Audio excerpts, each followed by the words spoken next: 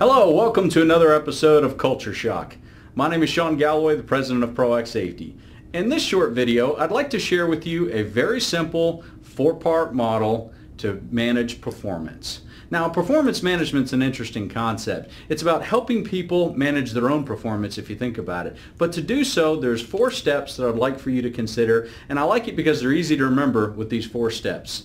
So if you want to help somebody really be an effective performer, regardless of what area we're talking about, the first question you have to be able to ask is, what do you want the person to do? Imagine this as a model here that says, what do you want the person to do? That's the first question. Now, again, that has to be behaviorally defined. Like I talked about in one of the other videos, which I encourage you to watch, about coaching for performance, the first question is, what do you want the individual to do? And it has to be behaviorally defined. You can't just say, be safe.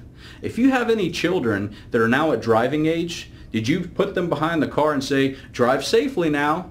Probably not. You very specifically described what driving safely looks like. It's the same concept here. What do you want the person to do? Number 2, how do you communicate it to them? Remember, communication is a process, not a one-time event, and communication is something that the receiver does. So what do you want them to do? It has to be defined to them in a way to where the knowledge transfer occurs to where they know it, because communication is something the receiver does. So number 1, what do you want the person to do? Number 2, how do you communicate it to them? And it can't just be one time. Now, it fishbones out into 2 different areas, and this is where behavioral science starts to come into play. The first question you ask then is, what happens if they do it?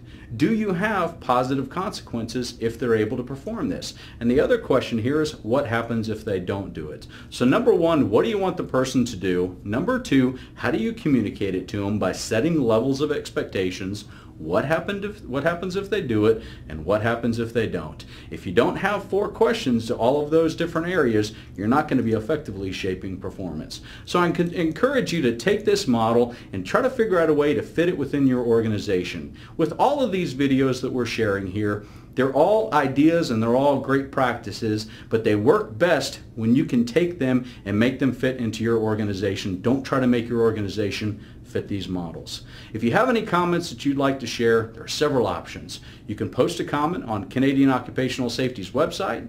You can email me at info@proactsafety.com or visit my Safety Culture podcast and blog at www.safetycultureexcellence.com and share your ideas there.